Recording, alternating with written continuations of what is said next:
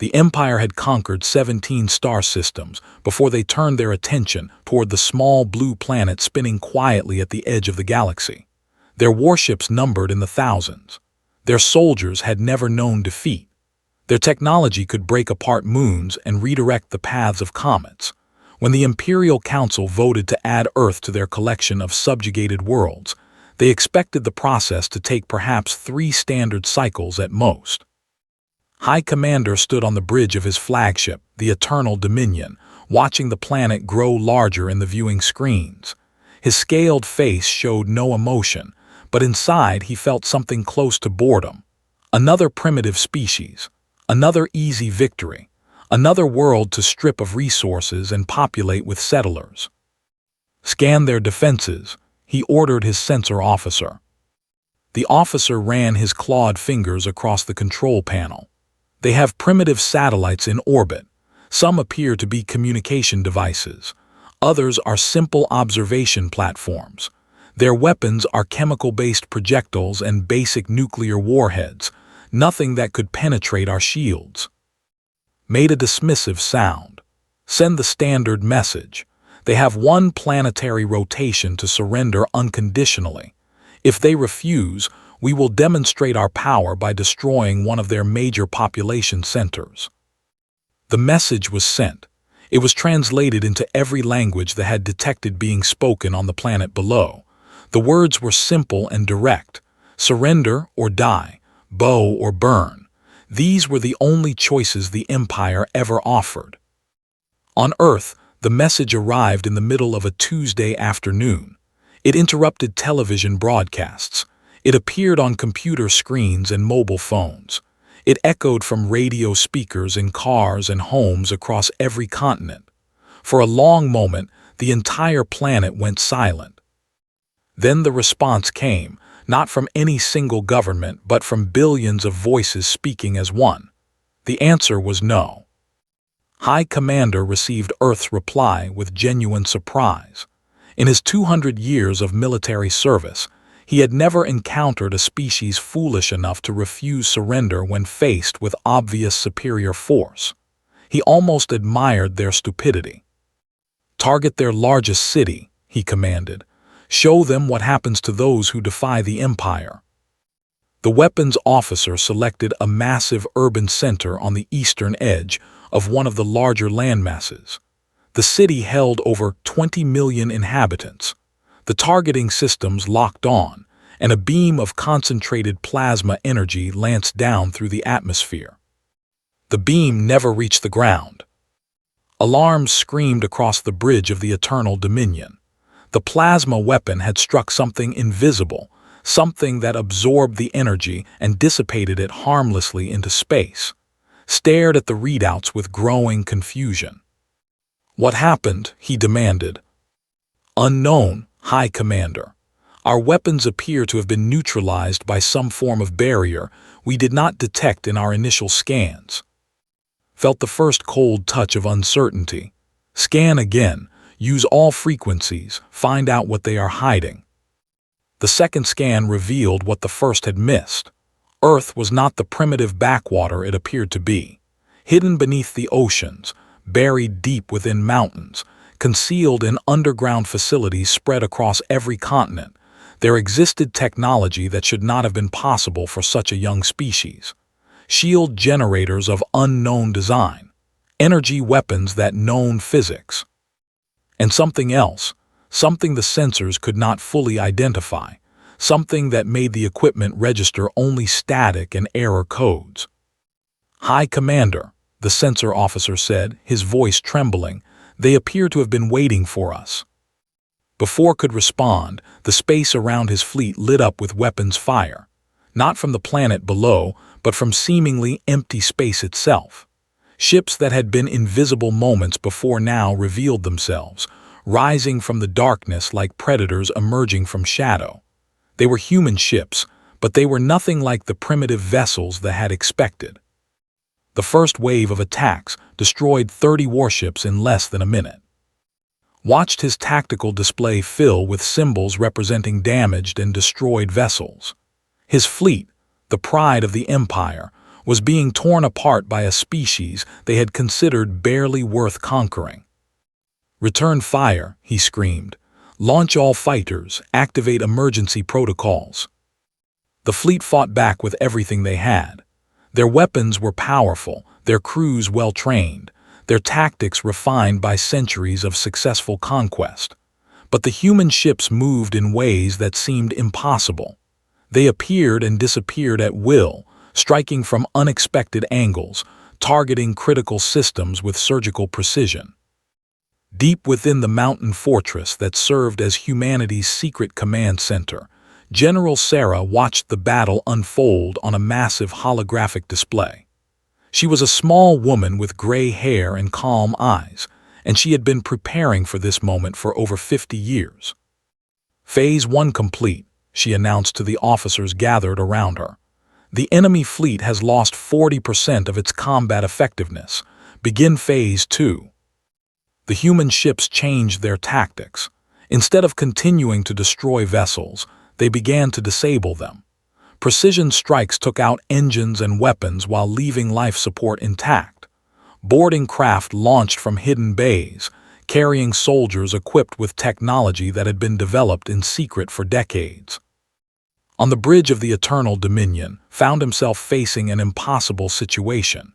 His ship was dead in space, power failing, atmosphere bleeding away through a dozen hull breaches.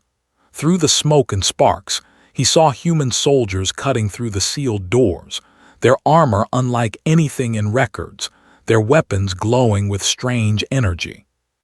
The first human to reach the bridge removed her helmet. She was young, with dark skin and fierce eyes, and she looked at with an expression that was neither hatred nor triumph. It was something worse. It was pity.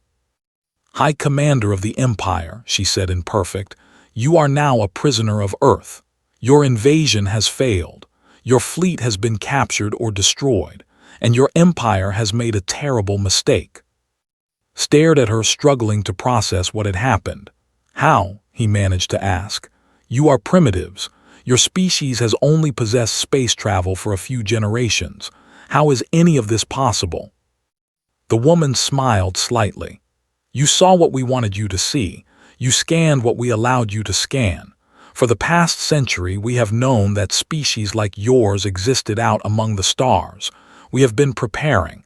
We have been building. We have been waiting." She stepped closer to him, and despite his training, despite his experience, felt fear. "Your empire sent scouts to our system decades ago. Did you think we wouldn't notice? We captured them. We learned from them. We studied your technology and improved upon it. We read your history and discovered that you have conquered hundreds of worlds, enslaved billions of beings, destroyed entire civilizations." Her voice grew harder. "We learned what you were, and we decided that when you finally came for us, we would not simply survive, we would end you." Felt something he had never experienced before in his long life of conquest. He felt like prey. "What happens now?" he asked. The human woman turned away, looking out through the damaged viewport at the battlefield beyond. Earth hung in the distance, blue and beautiful, surrounded by the wreckage of his fleet and the sleek forms of human warships. "Now we come for your empire," she said. "Every world you have conquered, every species you have enslaved, every crime you have committed across the centuries. The bill has come due, High Commander, and Earth intends to collect." In the secret command center, General received word that the flagship had been captured and its commander taken prisoner. She allowed herself a small smile before turning to her communications officer. "Open a channel to the emergency session of the United Earth Council," she ordered. "Tell them the first battle is won, but the war is just beginning." Across the planet, people who had spent hours hiding in fear emerged to see the night sky filled with the lights of victory. They did not fully understand what had happened, but they understood that their world had survived. They understood that humanity had faced its greatest test and had not been found wanting. What they did not yet understand was how much everything was about to change. In the days that followed, the truth began to emerge. The secret programs, the hidden technologies, the decades of preparation, the captured scouts and the information extracted from their vessels. The alliance forged in secret with 3 other species who had been conquered by the Empire and who had been waiting desperately for someone strong enough to challenge dominance. The people of Earth learned that they were not alone in the universe, and that the universe was a far more dangerous place than they had ever imagined. But they also learned something else, something that filled them with fierce pride and grim determination. They learned that their species, for all its flaws and conflicts and struggles, had risen to meet a challenge that should have destroyed them. They had faced an empire that spanned star systems, and they had not only survived but won. Now they faced a choice. They could rebuild their defenses and wait for the Empire to send a larger fleet. They could hide behind their shields and hope that their victory would discourage further attacks. They could play defense for the rest of their existence. Or they could take the fight to the enemy.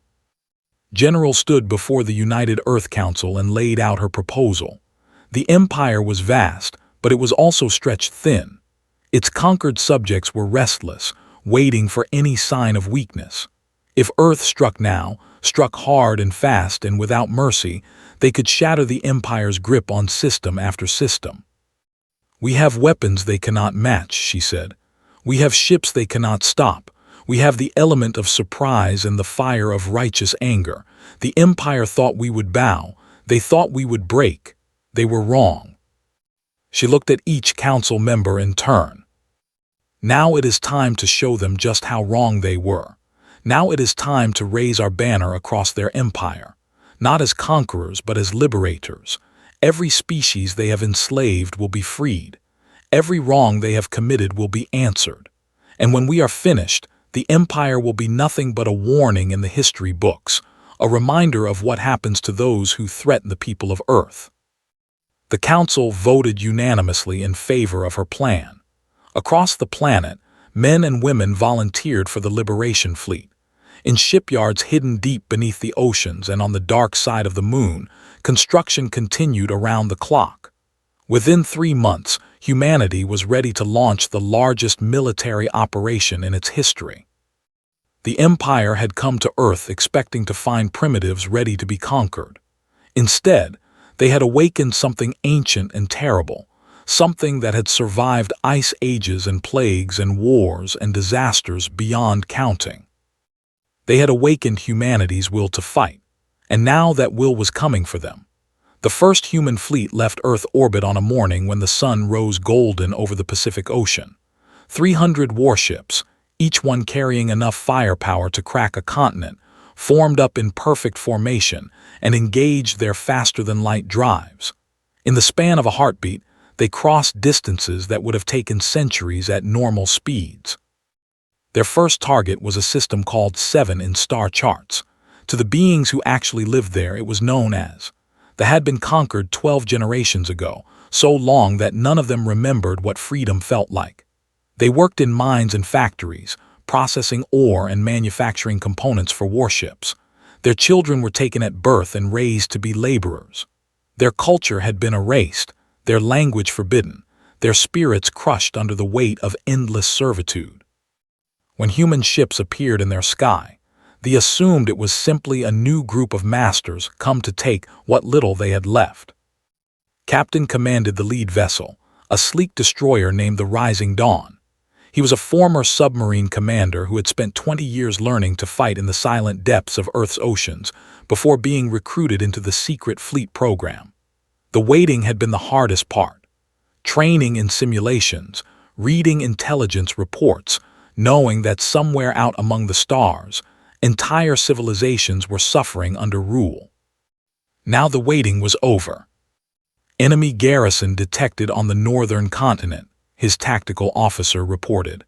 Approximately 10,000 soldiers, light defensive installations, no orbital weapons platforms. Nodded, they had grown complacent in their conquered territories. They did not expect resistance here. They certainly did not expect liberation. "Open a channel to the surface," he ordered. "All frequencies, all languages in our database. The communication officers worked quickly, and Soon's voice was broadcasting across the entire planet. People of Seven, this is Captain of the Earth Liberation Fleet. We have come to end rule over your world. If you wish to be free, stay in your homes and protect your families. We will handle the rest. On the surface, beings who had known nothing but slavery their entire lives heard these words and did not believe them. It had to be a trick, another test of loyalty, another excuse to punish anyone who showed signs of independent thought. But then the human ships began their descent through the atmosphere, and the watched as strange vessels unlike anything they had ever seen opened fire on the garrison. The invaders who had ruled their world for so long ran and screamed and died, their weapons useless against attackers who moved like ghosts and struck like thunder. The battle lasted less than 4 hours. When it was over, Captain walked through the streets of the largest city with an honor guard of human soldiers. The locals watched from windows and doorways, their large eyes filled with a mixture of fear and desperate hope. Stopped in the central square where the governor had once held public executions to maintain order. "Your world is free," he announced, his words translated into the local language through speakers mounted on his armor. "The Empire no longer holds any claim over you. You may govern yourselves as you see fit. We ask nothing in return except friendship and the knowledge that you will treat others as you wish to be treated during your years of bondage." An elderly, one of the few old enough to remember the conquest, approached with trembling steps. Tears streamed from his eyes, cutting trails through the dust on his weathered face. "Why?" he asked in broken, the only language he shared with his liberator. "Why would you do this for us? You do not know us. We have nothing to offer you." Removed his helmet so the old one could see his human face, his human eyes, his human smile. "Because someone did this to us once," he said. "They came to our world thinking we would bow. They discovered we would not. And we decided that if we were strong enough to fight for ourselves, we were strong enough to fight for others." He placed his hand on the old's shoulder, a gesture that meant the same thing across species and cultures. "You are not alone anymore. None of you are." News of Seven's liberation spread through the Empire faster than the authorities could suppress it. Encrypted transmissions, smuggled data chips, whispered conversations in the dark corners of 100 oppressed worlds carried the message. Earth had defeated the invasion fleet. Earth was coming. Earth was setting the conquered free. The Imperial Council met in emergency session. The chamber was ancient, built in an age when the species had been warriors fighting for their own survival rather than masters ruling over others. Now it felt like a tomb. Supreme Archon Velar, the absolute ruler of the Empire, listened as his military commanders delivered their reports. The news grew worse with each speaker. 3 more systems had fallen to the humans. A rebellion had broken out on Sector 9. The mining operations in the outer reaches had been disrupted by sabotage. "How many ships do they have?" Velar demanded, his voice sharp with barely controlled fury. The Supreme Commander of the fleet hesitated before answering. "We are uncertain, Archon. Their vessels possess stealth capabilities beyond our ability to detect. Based on observed engagements, we estimate between 500 and 1,000 combat-capable warships, with more being constructed at an unknown rate." 1,000 ships, Velar repeated, the words like poison on his tongue. "Our empire spans 17 systems.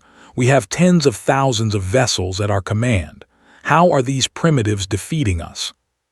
"Their technology is superior," the commander admitted, and the words clearly caused him physical pain to speak.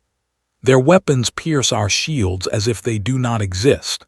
Their defenses absorb our attacks without damage. Their soldiers fight with a ferocity our troops have never encountered. And wherever they go, the local populations rise up against us."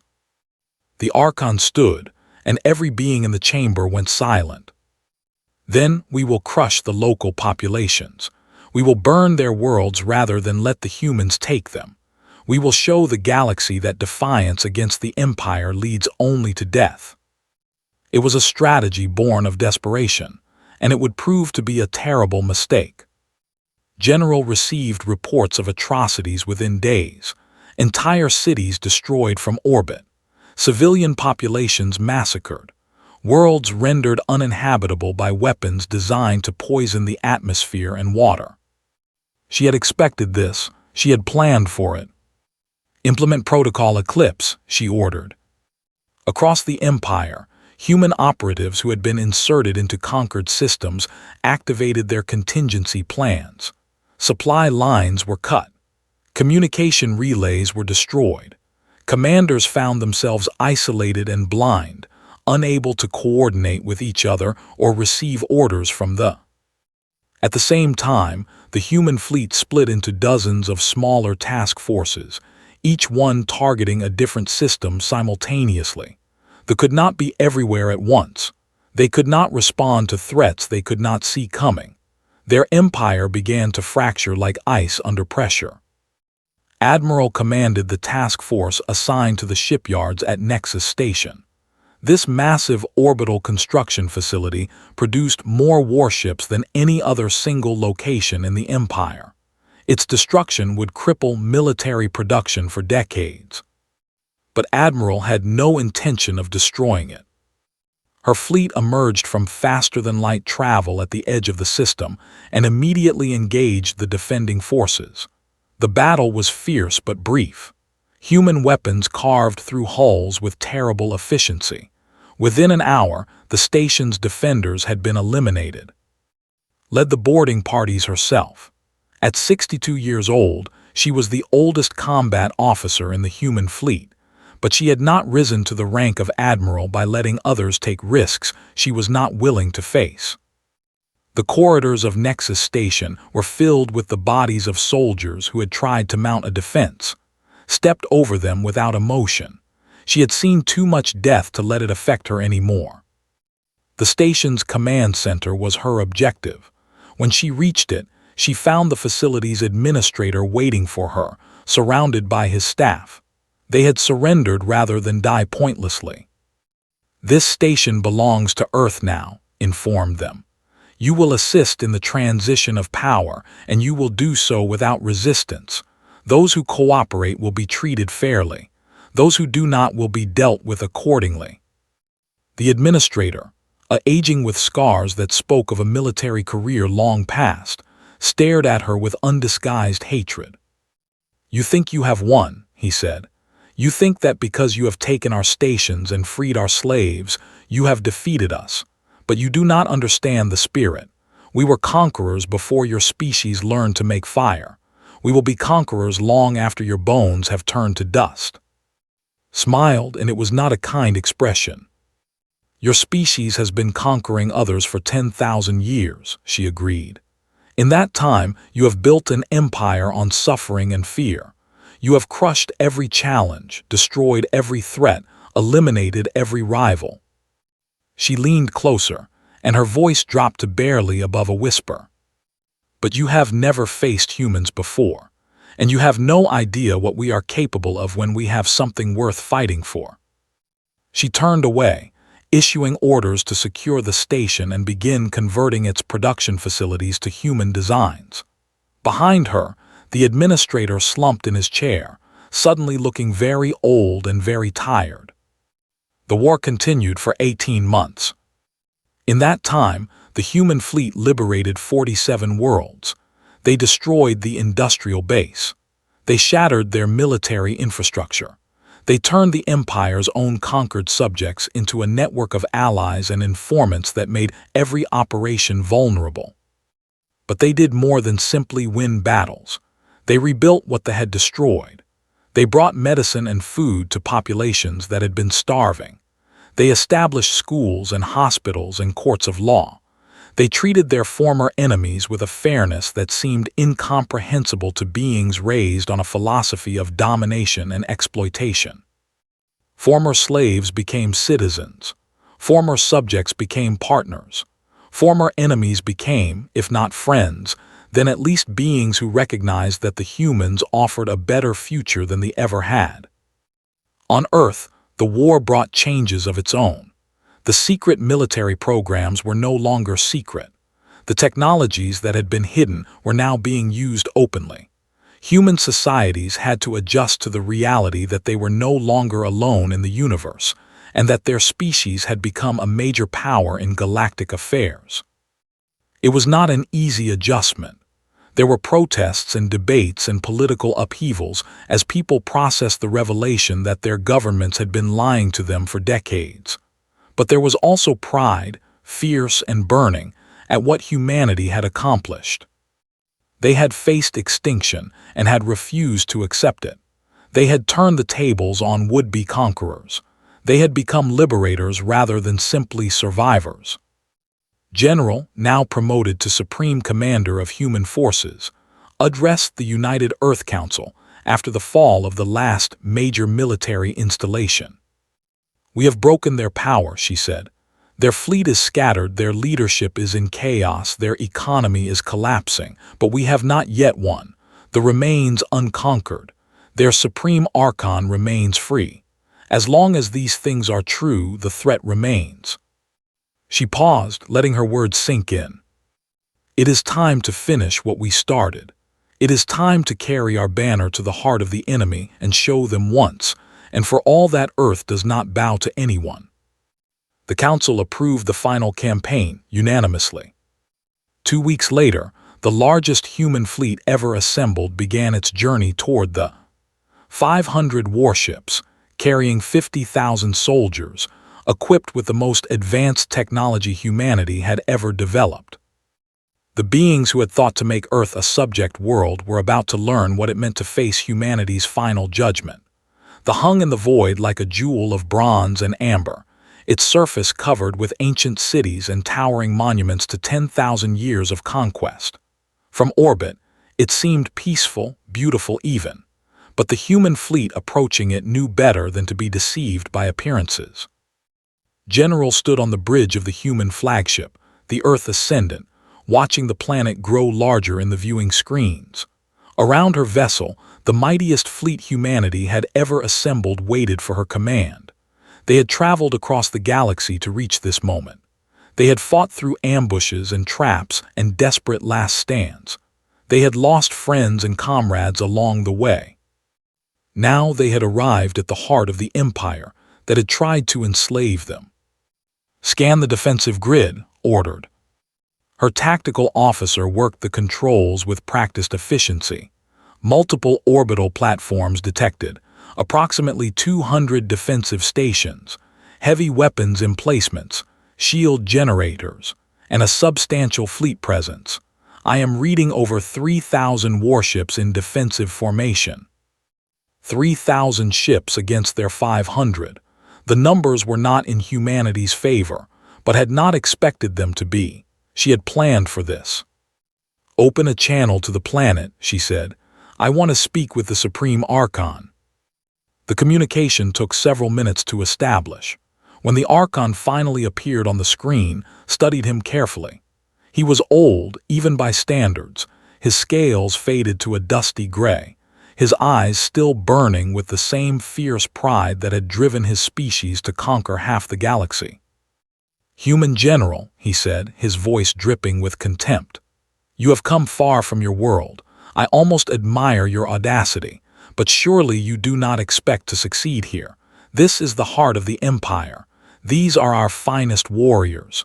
Your little fleet will be destroyed, and then we will rebuild everything you have taken from us." Showed no emotion.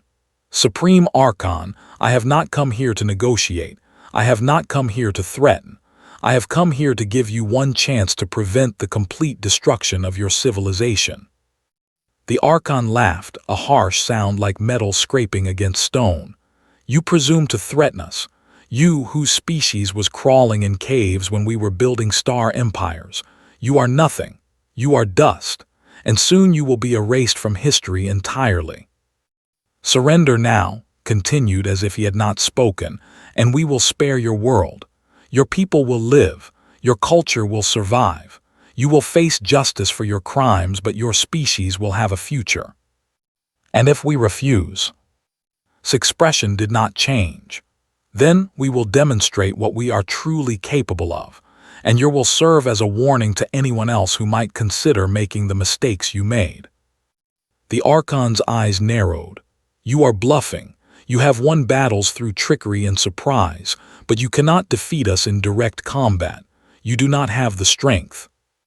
Perhaps not, admitted, but we have something your empire has never understood. We have allies. As if on cue, new signals began appearing on the tactical displays. Ships emerging from faster-than-light travel at multiple points around the system. Not human ships. Different designs, different configurations, different species. They had sent their newly built fleet of 50 vessels, constructed in secret over the past year with human assistance.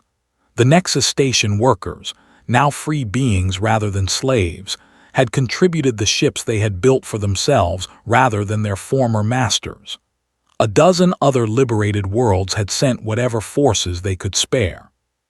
But the greatest surprise came from within the Empire itself. Supreme Archon, a new voice announced over the communication channel. This is Admiral of the 3rd Imperial Fleet.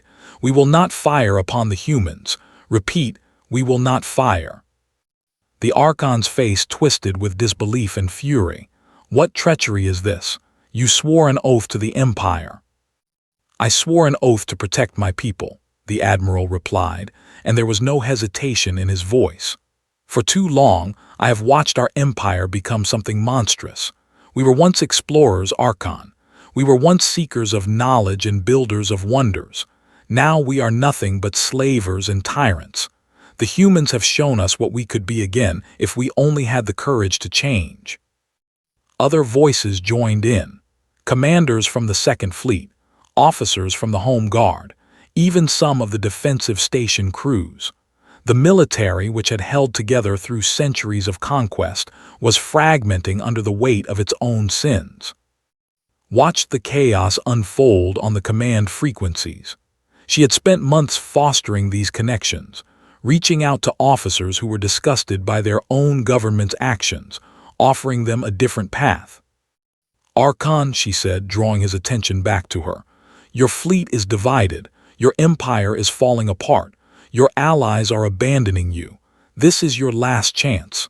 Surrender now and this ends peacefully. For a long moment the Supreme Archon stared at her through the screen. His face cycled through emotions. Rage, disbelief, calculation, and finally something that might have been fear. Never, he said at last. The Empire does not surrender. The Empire does not bow. If we must fall, we will fall fighting, and we will take as many of you with us as we can. He cut the communication. Had expected nothing less. All ships, execute attack pattern Omega. Priority targets are the loyal defense stations. Avoid engaging vessels that have defected. The battle that followed was unlike anything the galaxy had ever witnessed. Human ships danced through the defensive grid, their weapons carving through stations and loyalist vessels with surgical precision. Defecting ships turned on their former comrades, old grudges and suppressed resentments finally finding an outlet. Allied vessels from a dozen liberated worlds added their firepower to the assault. Through it all, the Supreme Archon watched from his palace at the center of the capital city. He had refused to go to the orbital command center, refused to retreat to a bunker, refused to do anything that might suggest he did not have complete confidence in victory. Now he watched the sky burn with the light of dying ships, and he knew that his confidence had been misplaced. His personal guard stood around him, their weapons ready, their eyes fixed on the windows as human began descending through the atmosphere. The planetary defenses were supposed to stop any landing attempt, but the planetary defenses were in the hands of officers who no longer obeyed his commands. Archon, his senior guard said, his voice tight with tension, we must get you to safety. The palace will not hold against a human assault. There is no safety, the Archon replied. There is nowhere left to run. The humans will follow wherever we go. They will hunt us to the ends of the galaxy if they must. He turned away from the window and looked at the beings who had served him faithfully for decades. Leave me, all of you. Find the human commanders and surrender to them. They treat prisoners well by all accounts, better than we ever did. We cannot abandon you, the guard protested. The Archon made a sound that might have been a laugh. You are not abandoning me. You are simply recognizing reality. The Empire is finished. I am finished. But you do not need to share my fate. One by one, his guards lowered their weapons and filed out of the room. The last one paused at the door, looking back at the being who had ruled over the greatest empire in galactic history. It did not have to end this way, he said. Yes, the Archon replied, it did. We simply refused to see it coming. General found the Supreme Archon alone in his throne room, surrounded by the treasures of 1,000 conquered worlds. Statues and paintings and artifacts from species that no longer existed, displayed like trophies in the home of the hunter who had killed them. She walked through the collection without touching anything, her boots echoing on the polished floor, her escort of human soldiers spreading out to secure the room. The Archon watched her approach from his throne, making no move to flee or resist. I expected someone larger, he said as she stopped before him. The stories we heard made you seem like giants, monsters from the outer darkness come to devour our children. Almost smiled. We are just beings, Archon, flesh and blood and bone, same as you. We eat, we sleep, we dream, we die. The only difference is that we refuse to accept what you tried to do to us. And now you will kill me, the Archon said. It was not a question. No, shook her head. Killing you would make you a martyr. Your people would remember you as a hero who died fighting the invaders. That is not the legacy you deserve. She gestured, and one of her soldiers stepped forward with a small device, a recording unit. Instead, you will tell the truth. You will confess publicly and completely to everything your empire has done, every world you have conquered, every species you have enslaved, every atrocity you have committed. You will describe it in detail, leaving nothing out. The Archon's eyes widened. You cannot be serious. You would have me humiliate myself, destroy my own legacy with my own words. Your legacy is already destroyed, replied. The only question is whether it will be remembered accurately. If you cooperate, if you help us document the truth, then your people will have a chance to learn from their history. They will be able to build something better. If you refuse, we will do it without you. We have captured enough records, enough witnesses, enough evidence to reconstruct the truth on our own. Your participation will simply make it easier. For a long time, the Archon sat in silence, staring at the general who had brought his empire to its knees. Then slowly, he began to laugh. You truly are a remarkable species, he said when he could speak again. You defeat us in battle, capture our worlds, turn our own people against us, and then, instead of revenge, you offer us redemption. I do not understand you. I do not think I ever will. He stood, moving carefully as if every bone in his body ached. Very well, General. I will give you your confession. I will help you document our crimes. And I hope, for the sake of my people, if not myself, that they will learn from our failures. The confession took 3 days to record. When it was finished, it was broadcast across every world the Empire had ever touched. The Supreme Archon, broken and bitter, told the unvarnished truth about what his species had done.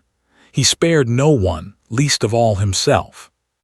The effect was profound. On the end, throughout the former empire, beings who had believed themselves to be the rightful masters of the galaxy were forced to confront the reality of their history. Many rejected it, calling the confession a fabrication, a manipulation by their human conquerors. But many others accepted it, recognizing in the Archon's words the truth they had always known but refused to acknowledge. In the years that followed, the galaxy was transformed. The Empire ceased to exist as a political entity. It was placed under the supervision of an international council composed of representatives from every species that had once conquered. The former masters learned what it meant to live alongside those they had once considered property. Humanity did not take the Empire's place. They could have. They had the military power, the technological advantage, the political momentum. But the other human leaders had never wanted dominion over others. They had wanted safety for their own world and justice for those who had been wronged. What emerged instead was something new. A galactic assembly where every species had a voice. A mutual defense agreement that protected all members from external threats. Trade agreements that spread prosperity rather than concentrating it in the hands of conquerors. A framework for cooperation that had never existed before because no one had ever been strong enough and wise enough to create it. Earth became the symbolic heart of this new order, not because humans ruled it, but because humans had been willing to fight for it. The planet that had been targeted for conquest became a destination for diplomats and scholars and refugees from across the galaxy. The species that had been dismissed as primitives became teachers and partners and friends. High Commander, who had led the first invasion, spent 20 years in a rehabilitation facility on one of the former colony worlds. When he was finally released, he dedicated the rest of his life to working with the families of those his people had harmed. He never fully understood humans, but he learned to respect them. And when he died peacefully in his sleep, there were beings of a dozen different species at his memorial service. General Sarah retired to a small house overlooking the ocean on Earth's eastern coast. She tended a garden, read books, watched the sunsets, and occasionally received visitors from across the galaxy who wanted to meet the architect of their liberation. She was always polite, always gracious, but she never spoke about the war unless specifically asked. When she did speak about it, she focused not on battles and tactics, but on the people she had lost along the way. "We did what we had to do," she said once to a young journalist who asked her how she wanted to be remembered. "We faced a threat to our existence, and we refused to accept it. But the real heroes were not the generals and admirals. They were the ordinary beings, human and otherwise, who chose to stand up when it would have been easier to stay down. They were the ones who believed that a better future was possible, even when all evidence suggested otherwise." She looked out at the ocean, her eyes distant. "We are all capable of terrible things, the proved that, but we are also capable of great things, of courage and sacrifice and compassion. The question every species must answer is which of those capabilities they will choose to embrace." The Empire had thought Earth would bow. They had expected primitives to fall before the might of ancient conquerors. They had been so certain of their superiority that they never imagined a different outcome was possible. Instead, they had awakened a species that refused to surrender. They had united a galaxy against their tyranny. They had inspired their own subjects to rise up and claim their freedom. And now, in every system that had once known the shadow of oppression, a different flag flew. Not the banner of Earth, though humans were honored everywhere they went. Not the symbols of any single species or nation. It was a flag designed by the newly formed Galactic Assembly, chosen by representatives of every liberated world. Blue for the oceans of Earth, where the resistance had begun. Gold for the hope that had sustained so many through centuries of darkness. And at the center, a single word in the universal trade language that had emerged from the ruins of empire. Free. The galaxy had been transformed, and it would never be the same again. Those who had once been slaves now sat as equals beside their former masters. Those who had once lived in fear now walked without looking over their shoulders. Those who had once believed that might made right had learned, painfully, that courage and compassion could overcome even the greatest power. And on a small blue planet at the edge of the galaxy, the people who had made it all possible continued living their lives, raising their families, pursuing their dreams. They did not think of themselves as heroes. They had simply done what needed to be done when the time came to do it. But across the stars, in 1,000 different languages, on 1,000 different worlds, stories were told about the day humanity decided to fight back. Songs were sung about the liberation. Monuments were built to honor the fallen. And children of every species grew up knowing that no matter how dark things might seem, no matter how impossible the odds might appear, there was always hope. Because once upon a time, an empire had looked at a small blue world and seen easy prey. They had sent their fleets and their armies, confident in their inevitable victory. And Earth had answered them with fire.